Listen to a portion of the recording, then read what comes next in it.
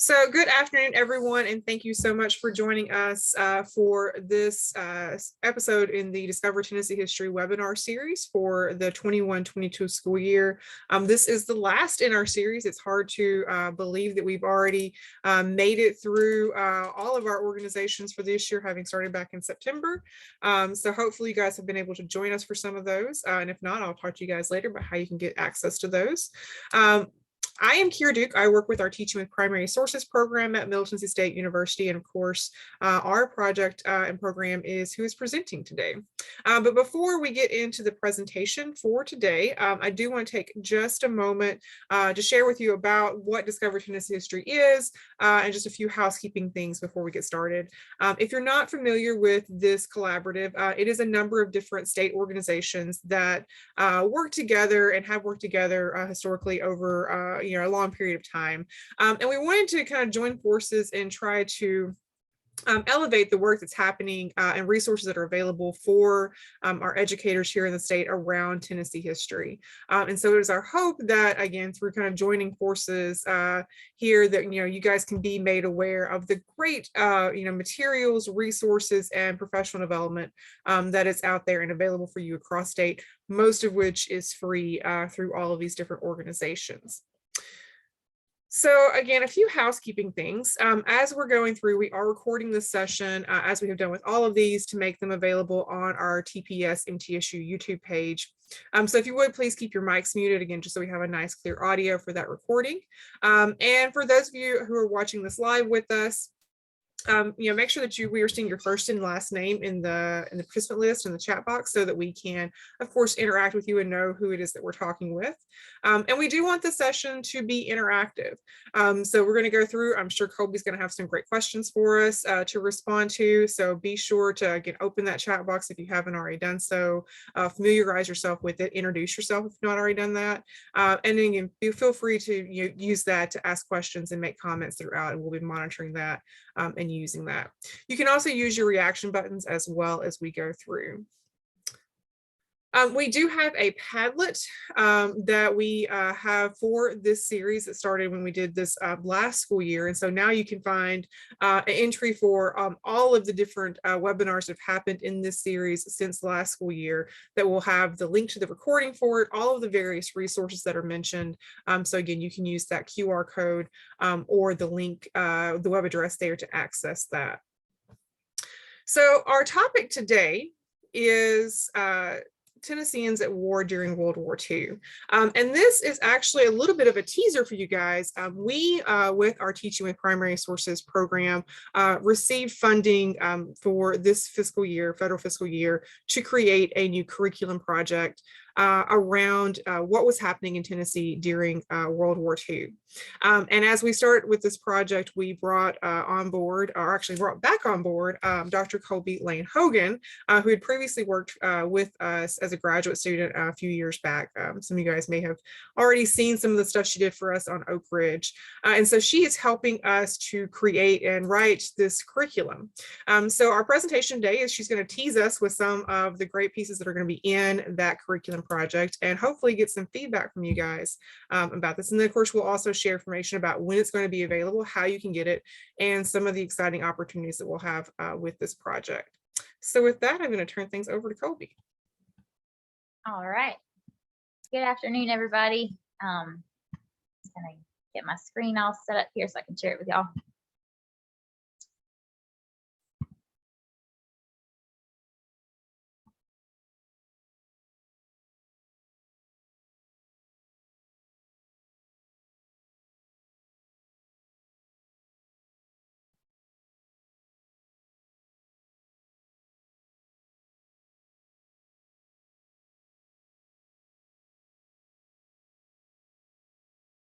Okay. Y'all see that? Hear me okay. All right. Thank you for that introduction. Like Kira said, my name's Colby Lane Hogan. Before I worked with TTS, I was a high school teacher and a middle school teacher. I taught 8th through 12th grade in a few different states, and I taught history and English mostly U.S. history. And so coming back to this has been a real treat. For the last few years, my dissertation research focused on Oak Ridge. And so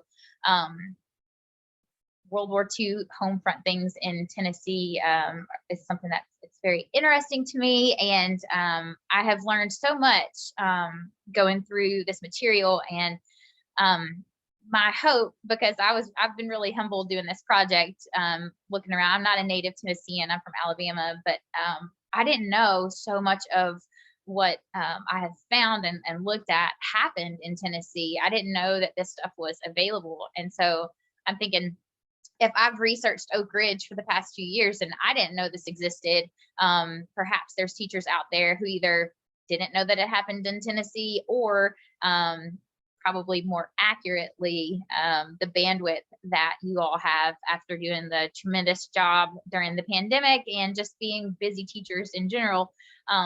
You don't have the bandwidth to go and seek out these materials yourself and put things together that can be used in the classroom. So Kira explained that we've got this curriculum project going. What I'm going to do is break down the 4 sections of the curriculum. We've got it divided into 4 units.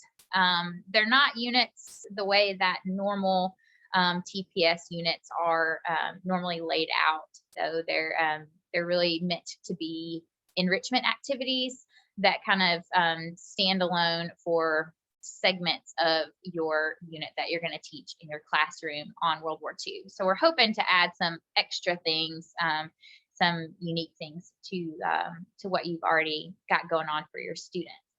So quick snippet, this project is through TPS and the Center for Historic Preservation. When it's all finished, and I imagine if you're on this Zoom call that you are familiar with TPS already, for this curriculum project, we are going to have both a printed version of the project that will be spiral bound and ready for the copy machine.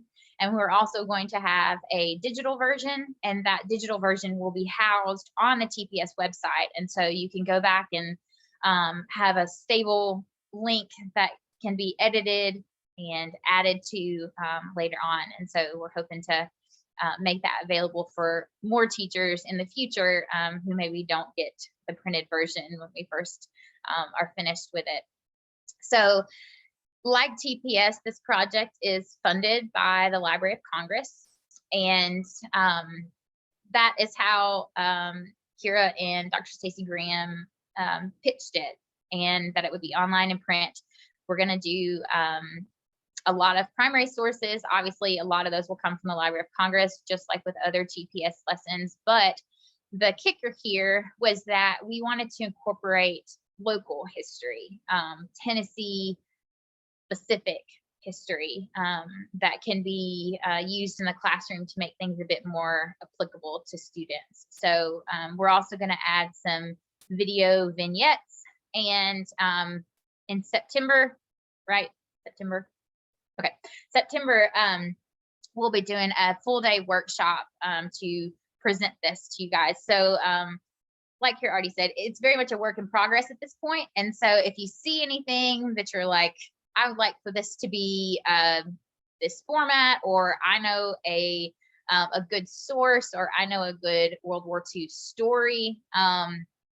Again, I've learned a ton doing this project, so I am always hoping to learn more. So if you've got a specific topic that you would like to see in this World War II enrichment activity curriculum, please put it in the chat box, or feel free to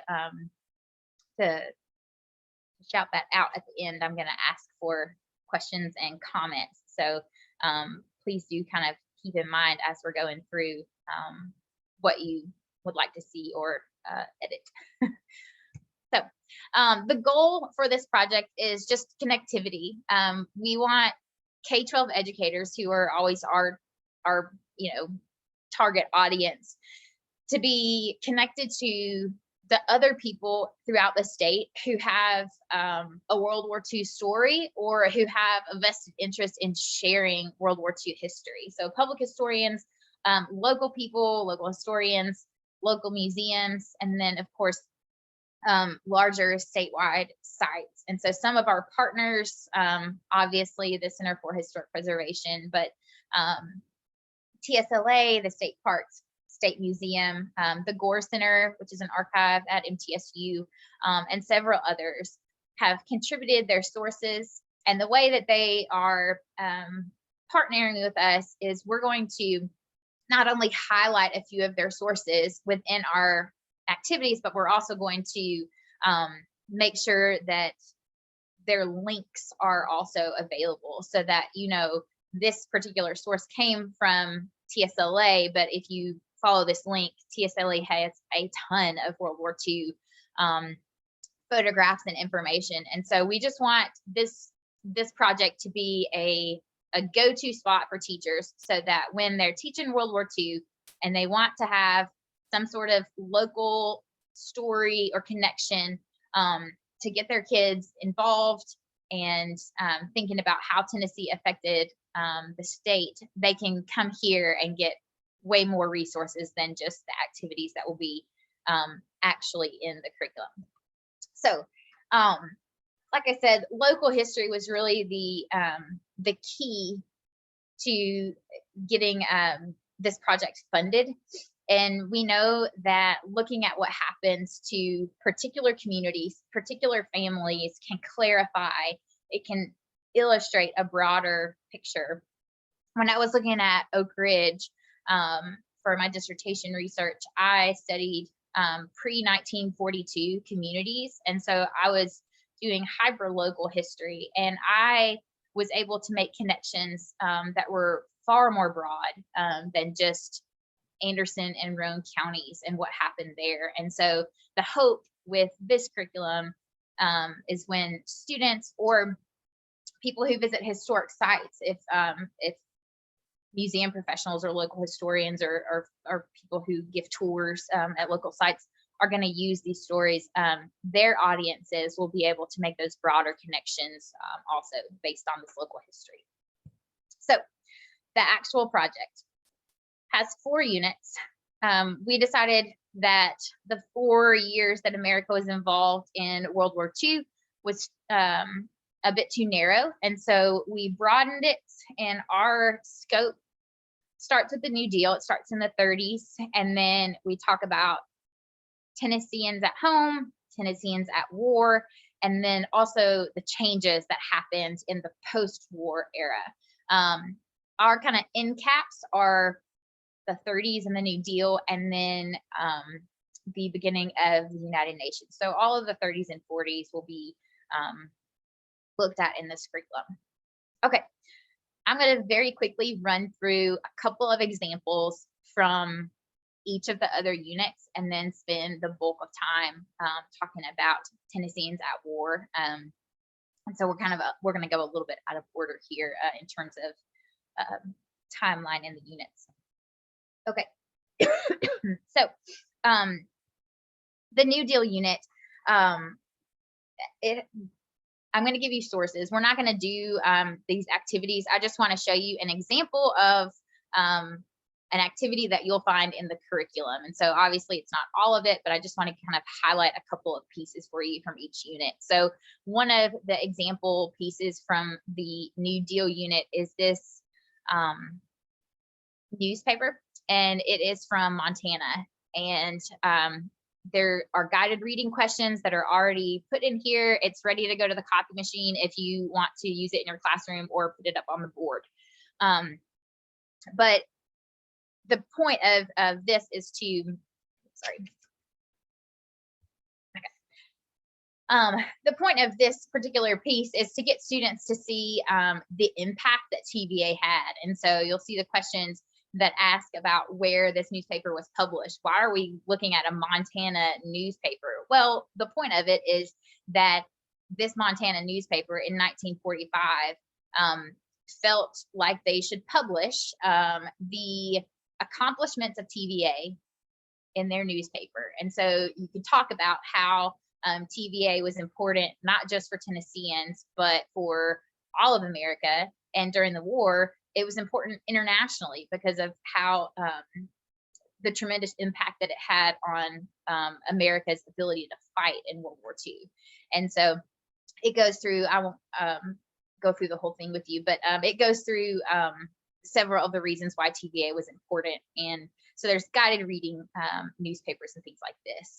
There's also historical overviews in each of these units. And so it goes into a bit more detail about how TVA was building dams and steam plants. Had it not been for TVA, Oak Ridge would probably not have been in Tennessee, things like that. So just to give a background for you, the teacher, before you use these activities in your classroom, or if you have older students, or if you're teaching a survey class at a college, if you have advanced students, they can handle these historical overviews also. There's also some text that needs to be scaffolded a bit more if you have younger students, but it would be perfectly fine for older students. So we're really trying to not narrow in a specific grade or a specific ability level. So there's a lot that you can do with this. Okay. Like I said, we're going out of order. So I'm skipping ahead to the last unit, just to give you an example of what you might see in the social, political, and economic change unit. Tennessee drastically changes because of World War II. We'll talk about that with the Tennesseans at War unit and talk about the Tennessee maneuvers and all, but the economy changes drastically as well.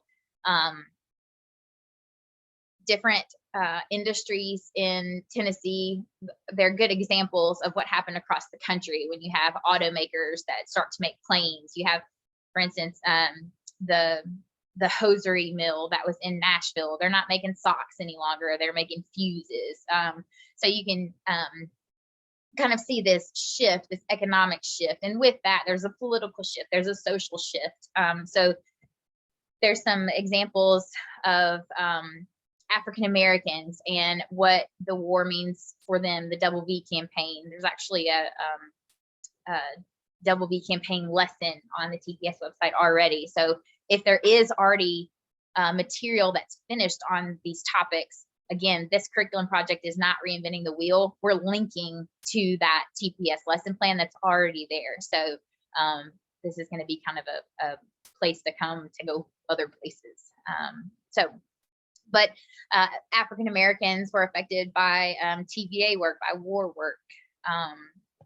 There is some other Library of Congress sources that are audio sources. And so within this unit, there is a lesson, an activity that goes through how to use this audio. And they're on each of these are great because they're really short and they're real to the point. They interview Black Nashvillians and ask them to speak directly to the president, and they record them, and they're airing their grievances, and they're telling what is important to them, and they're talking straight to the president. So things like that, just 20-minute activities, not trying to replace your whole curriculum there. So those are some examples from that unit. Tennesseans at home. This really focused on the impact of civilians, and also how military installations at home really affected the people who were living in the towns where those military installations were at. So there's a geography activity that will show students. It asks them to map and actually put dots on the military installations in the state, just to look at it and say, wow. If you look at a map of different camps throughout the United States, there's 400 to 500 camps that get set up. Those are all different types of camps. So training camps, installation camps, POW camps. 11 of those are in Tennessee, and 4 of them are major ones. They're big, that had thousands of troops or others coming through, POWs, Germans, Italians coming through there at one point or another. So there's a huge impact on people who weren't necessarily in the war. The war was brought to them still, even though there was no fighting per se on American soil. There's some activities that deal with the consolidated Vultee Aircraft Corporation. The Library of Congress has some great Rosie the Riveter style materials and pictures. So, and excuse me, women's employment shoots up by 75% in Nashville during the war. And so there's about 3,000 workers at Vultee. Most of them are women, and that's by the end of the war. And so they're building dive bombers that the RAF uses before America's in the war, and then they're building other planes that America uses. But all of these industries make a huge change on at home. We've also, I don't have it in this PowerPoint, but there's also some a lot of newspapers from the Girl Scouts of Middle Tennessee and the impact that the war had on children at home. And so you'll see some of that. There's another photo from Vultee. Okay. We also want to highlight some of the smaller museums around the state. And so this is actually a post from the Military Museum, Military Memorial Museum in Crossville. If you look at that, and don't read it, you probably think, oh, those are ration cards. But if you look closely, they're POW chips. And so POWs, when they were here, the Germans were at Crossville. Camp Crossville was an old CCC camp. And the folks who were at Crossville were usually high-ranking German military officials, and they were paid a stipend. And that stipend was to be used at the camp store, the camp canteen. At a lot of these camps, the officers in charge would only let, and I'm not talking about POWs now, I'm switching back to American troops, wouldn't let the troops go out into communities all at one time. They would have a quarter of them that could go on leave at one time. It's for the same reason that you have these POW chips that can only be used at the canteen store. They didn't want to overwhelm the cities that these camps were located in more than they already were. So, for instance, troops weren't allowed to purchase rationed items. There's all these different kind of rules where they're trying to work with local officials because of the impact that these camps had on, no matter what kind of camp it was, there was a big impact on the local communities. So there's some activities that deal with that and the different camps that were throughout the state. Okay, so those are, again, not everything, obviously, that are in those 3 units, but there's a taste of what's in those units. And now I want to spend the remainder of the time looking at Tennesseans at war. So this is the final unit that we'll look at. All right.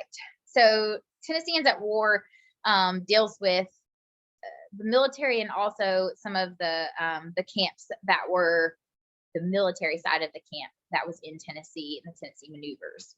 So the way that this kind of begins, Prentice Cooper, who is pictured there on the right, he's the governor of Tennessee during World War II. Prior to that, so rewind to 1937, he is a state senator. He's a World War I veteran, and he's serving in the Tennessee legislature. And he goes on a tour of Europe, and he meets with Hitler, and he sees the militarization of Germany. And he comes back, and he keeps it in the back of his head that he doesn't think that we're going to make it out of Hitler's reign without going to war. And so when he becomes governor, he runs the following year and gets elected. So when he becomes governor, he tries to prepare the state of Tennessee well. And so I say that he has, for instance, when the draft happens, when FDR has the draft in 1940, and the National Guard is called up, Prentice Cooper creates a state guard to protect Tennessee. It's the largest state guard in the South. He asks the Tennessee legislature for money to build military installations. And so because of his leadership, Tennessee is prepared for World War II in a way that some of the other states were not. And so, so Princess Cooper has a lot of influential things to do with preparing Tennessee well to get them involved. Okay, switching gears. I'm gonna try to compose myself. I just plugged up my computer, so I'm sorry about this, guys. All right, switching gears, new activity. This is also going to be one that's highlighted in the Tennesseans at War unit. So in the chat box, I'm gonna try to look at this chat box while you guys do this, but tell me yes or no, and I won't call you out for it, but tell me yes or no, do you know what,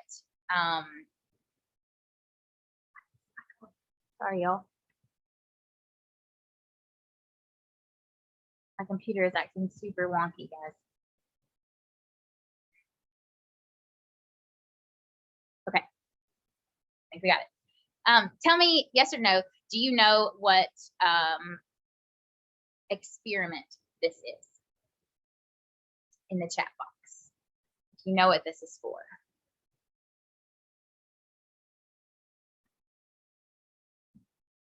No idea, no idea. Okay. All right, well, this will be fun because maybe I was thinking maybe teachers would know, but maybe students wouldn't know. So we'll see. Okay, Karl Duncker was a German psychologist, and he does an experiment. It's called the candle problem, and he does this in 1945. He gives this to a group of people, and he asks them, so this is the problem, he asks them to use these items, ones that you see there, and make a way that the candle will not drip. The candle wax will not drip onto the floor. You have to attach it to the wall. And when the candle is lit, the wax does not fall on the floor. Okay, so if y'all could write in the chat box, or if you want to unmute yourself, if you can do that, and tell us what you think. Does anybody know? Maybe somebody who is not familiar with this experiment, that would be kind of fun. But I see that a lot of you guys don't know, so that's great. So yeah, what do you think?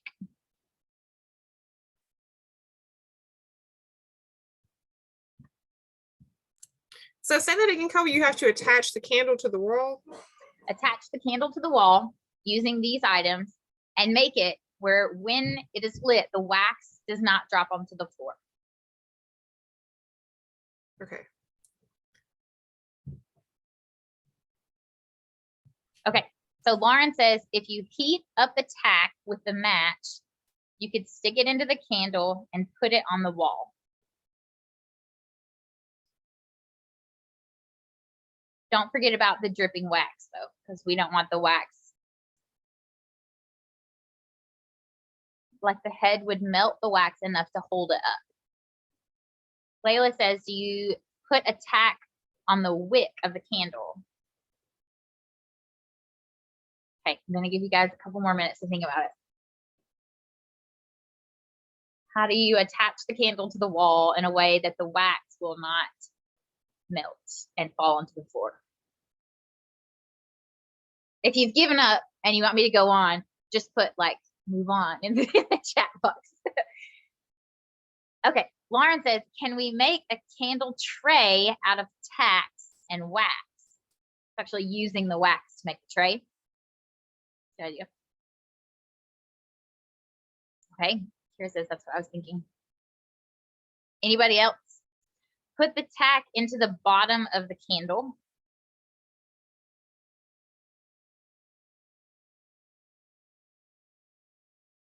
Okay, you guys ready for me to show you? Okay, use the wax to attach the wall, attach to the wall, dump the tacks out of the box, attach the box to the bottom of the candle, and catch the wax. Layla, this is not a joke. Okay, this is a real experience. I'm gonna go on. Let me see. Christopher Long, that's pretty close to the actual response here. Okay, here's how you solve the candle problem. You take the tacks out of the box and you put the candle in that box and tack that to the wall. And then, like Chris says, then it just drips into the box. Okay, so that seems pretty like, oh, duh, yeah, of course you would just use the box and that would catch the wax, right? But you guys are smart people, and it took a few minutes, right, for somebody to say like, okay, there it goes. Here, the reason why you feel like that was a trick question is because of, I'm not a psychologist or psychologist, but it's something called functional fixedness. So when Dunker did this experiment, he had people like trying to use the tacks to stick into the candle, to push it on the wall, and tons of different stuff. Not what seems like a pretty simple solution here. When he presented it like this, when you see A, when you have the matches, the box of tacks with the tacks in it, and then the candle. However, when he just separated them so that it looked like they had four items, the box was separate. People looked at that as like a functional part of the solution. And so they were way more likely to way more quickly say, oh, use the box. But because it looks like a box of tacks, a lot of people don't think, oh, use the box initially. So he does this whole experiments like that. I think that's fascinating. So you can do this on a PowerPoint, or if you have a smaller classroom or kids who won't try to light themselves on fire, it would be kind of fun to get a box and hand this to students and say, here, you try this. So I'm going to wrap this back up to World War II. Hold on. All right. Here, look at this. I want you to imagine you have a World War II diorama. Surely you made a diorama when you were in elementary school, right? Look at these items and think about a World War II diorama. Think about a city that is being bombarded by the Germans.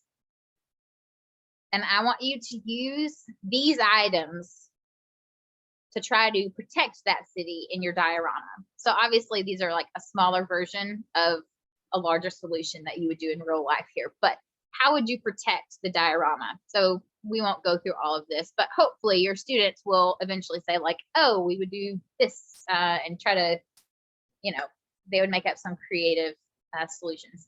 Does anybody find a creative solution? I think me flipping through my PowerPoint when I was a little bit frantic there for a second made you guys see the answer already, but hopefully you can look at this and say like your students will see something and create something cool. The answer that we want them to get, got a new message to somebody. Oh, here we go. Do we have helium? If so, we could create barrage balloons. Yes, that's what I'm talking about. You guys get it. Okay. So hopefully in your classroom, your students have never heard of barrage balloons before, and you won't goof up the PowerPoint and show them the pictures of it before they actually see this. But yeah, the activity is to eventually get them to understand barrage balloons. Tennessee, Camp Tyson, so in Paris, Tennessee, that was the only barrage balloon training camp that America had. And so they learned how to make them, fly them, and repair them at Paris or at Camp Tyson. And so they were used all over the European theater. PowerPoint is being really wonky. If you're not familiar with barrage balloons, the way that these work, they're tethered to a winch with cable, and the balloon part of it is made out of cotton and rubber. And so if enemy aircraft flies under them, their wings of their aircraft get caught in the cable and it causes the plane to crash. It also rips a portion of the balloon down so that the balloon deflates and falls where it is so that it can be repaired and used again. But it was a major deterrent for the German Air Force to not go where these balloons were. So here's one that looks like an octopus. These are all from the Library of Congress. And so this is just a neat little activity to get students thinking in a way that they're not used to thinking maybe in history class, but also to show them the ridiculous amount of creativity that was used during the war. When we're talking about war, we usually don't talk about creative people, but there's such a creative story of World War II in Tennessee, not only because Camp Tyson, but also Camp Forrest. That's where the Ghost Army originally was formed. And so if you're not familiar with the Ghost Army, they're the ones that had all the inflatable tanks and jeeps and all of that stuff. We know them from D-Day, but they were all over Europe also, but they also have a Tennessee connection. And so just sharing these like cool stories that make people proud to be Tennesseans, I think that's a really, it's part of the World War II story that a lot of times gets glazed over in standards and when we're trying to like rush through all of the curriculum. So that's just another activity. Another one we've got here, and I'll go a little bit faster. Let's see, we've got 20 minutes. The Albert Gore Research Center, this is an archive at MTSU. They have a huge amount of World War II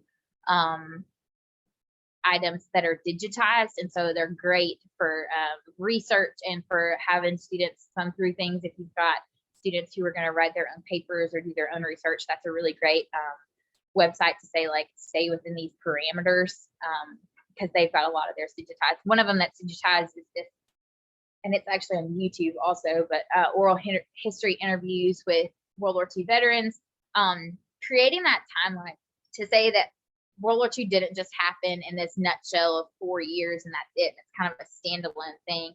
I think a lot of times as teachers, when you look at the big curriculum, especially for U.S. history, we say like the Roaring 20s, the 30s was the New Deal, the 40s was World War II, the 50s was, you know, the start of the civil rights movement. And it's really easy to kind of pigeonhole the whole decade with those kind of big stories. But the way that all of those stories blend together, like how TVA and the CCC made Tennessee able to have the impact that it did in the war, or how World War II veterans come home and become a catalyst for social change. So, for instance, this example, Milton Murray, he talks about the Columbia Race Riot. So that's a catalyst for the civil rights movement that happens in the 50s and 60s. But just being able to not only connect larger international and national history to Tennessee, but also being able to attach different decades together to make students understand that, like, it's a huge string of history that is connected. That these events did not happen in silos by themselves. They weren't over and then move on to the next thing. It was very much connected. So there's a lot of oral histories there. The Tennessee State Museum has some collections. Not a lot of their stuff. A lot of their stuff is not, digitized World War II. But in this curriculum, there's the story of Floyd Sharp. He is a high school junior at rural high school in Knoxville. So the school's closed now, but he's a Knoxville high school student, and he gets drafted, and unfortunately he ends up dying. He's killed in action at Okinawa. So when you're teaching about island hopping or the Battle of Okinawa, plugging in an individual story and getting to see this guy's Letterman jacket, seeing his high school football helmet, doing that activity can really be powerful in a way to connect students to Tennesseans who actually were in the war, so that it doesn't seem so distant, so over there. So there's some items in the curriculum that are more local and specific, and then there's others, like TSLA has a lot on Cornelia Fort, so much more broadly known than someone like Floyd Sharp. Cornelia Fort, if you're not familiar with her, was a WASP pilot, and she's from Nashville, grows up in Nashville, and she is the first American pilot to see the Japanese Zeros when they're at Pearl Harbor. She's a training instructor there, and so she's in the sky when they are coming.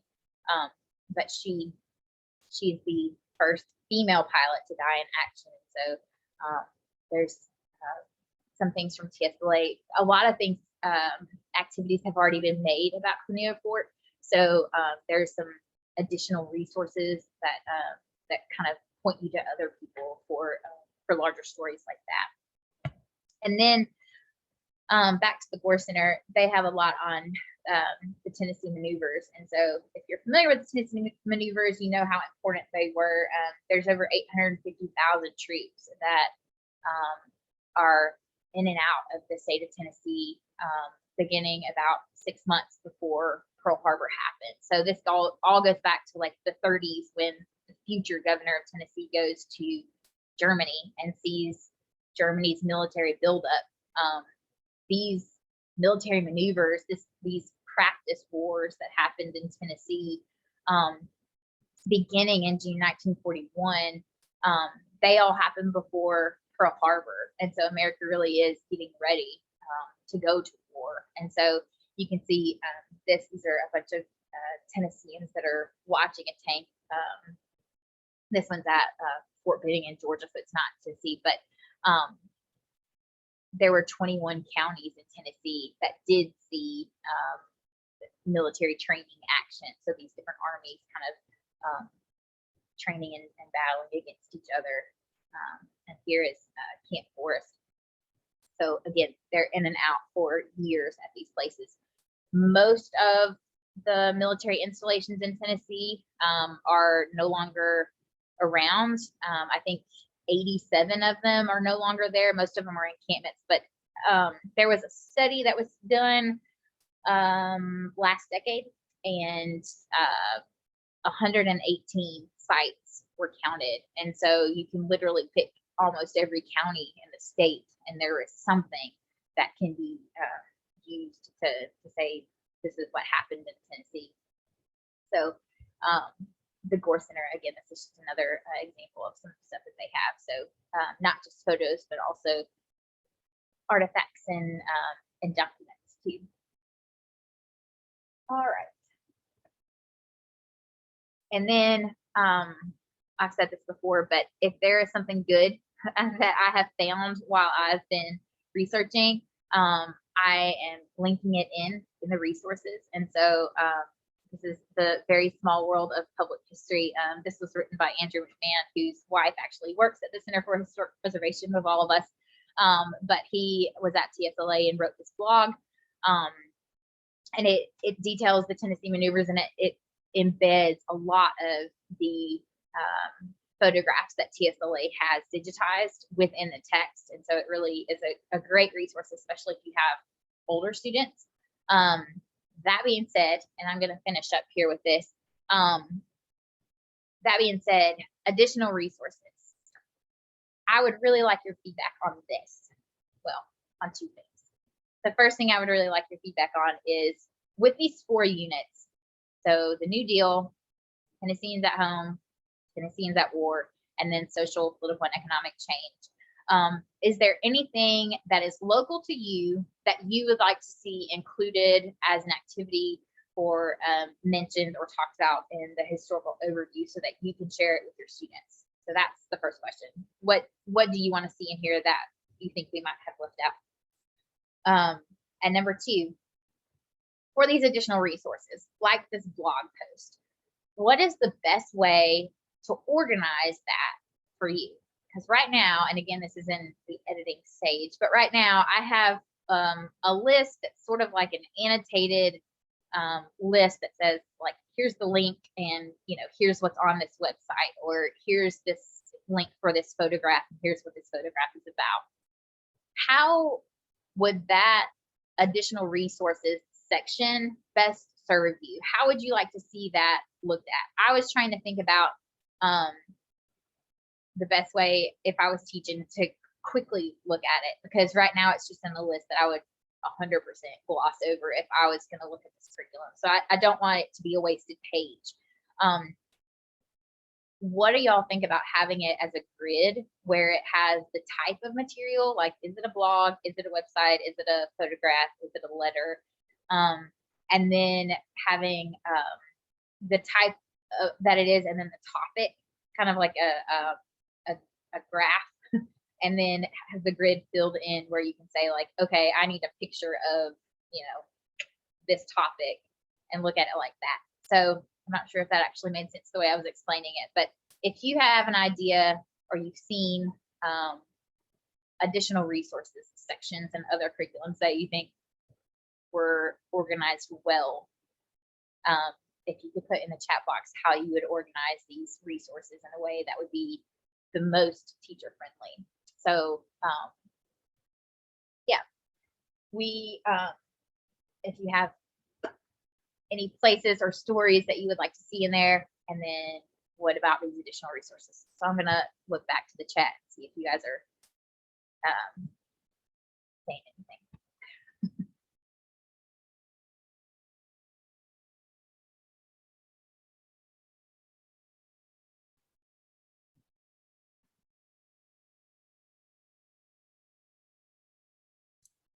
Well, I think the other thing too, to let folks know that, you know, as you're thinking about this, if you happen to come up with an idea later on, you, of course, we invite you to reach out to either Colby or myself, you know, with ideas, with suggestions, with examples. And, you know, that would be really helpful for us as we go through kind of the final editing phase, and we get ready to, you know, send this to printers and to formatters to make it, you know, look pretty before we actually have physical versions of it.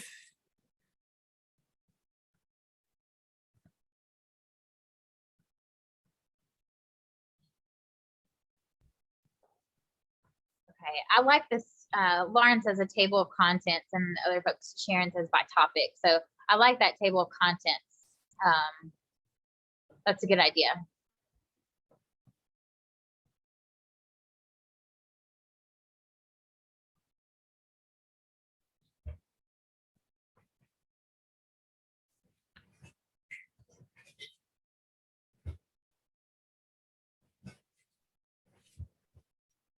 So Layla, do you mean, Layla said having it so specific, like you mentioned, would be super nice if the resources are PDFs to search without too much reading. So you mean just like annotating? So if I had a topical table of contents, so if you're teaching island topic, whatever, you could go to that. And then it would have the different resources for that. And you would like for it to be annotated within that table of contents. Am I getting that right?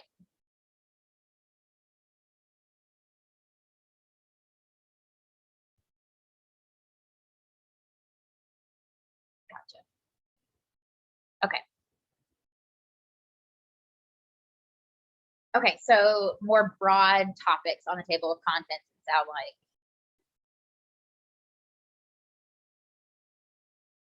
Okay, perfect. That is super helpful. Does anybody, I know you guys are kind of spread throughout the state, I think, does anybody have any topics that they would like to see in here that we didn't mention? And of course, there's a lot that we didn't mention. I was just trying to highlight stuff, but. Yeah, Tara had messaged me one about stories involving Burma, the Burma campaign and the Flying Tigers. She mentioned that her great uncle was from Sparta and was a flying tiger. So again, that local connection to the bigger story. Okay.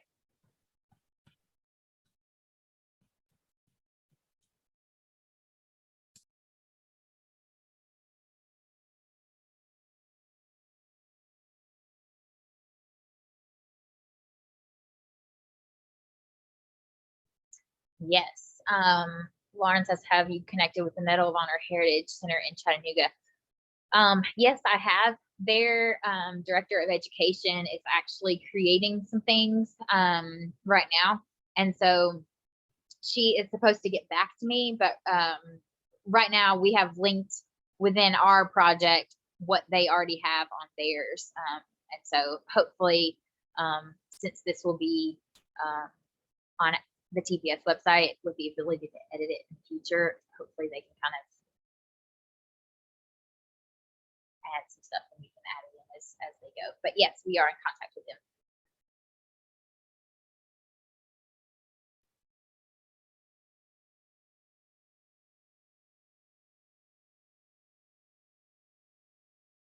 Okay, well, sorry for my for my losing my train of thought there. It has been a day, but that's all I have. If you guys are wait, I'm gonna pass it back to you then, Kira. All right, let's see here. So just a couple quick things as we wrap up. And again, if you guys think of something later on, feel free to reach out to either Colby or myself. And just a reminder again, here is that link for the Padlet for this entire series. We'll have the video up for this session tomorrow. We are planning to do a conference this summer for the Discover Tennessee History group that is going to be July 15th and 16th in Nashville. One day is going to be at the Tennessee State Library and Archives, and the other day is going to be at the Tennessee State Museum. So again, all of that's right there together now in downtown Nashville. If you've not had a chance to see both of those new facilities, this will be a great opportunity to do that.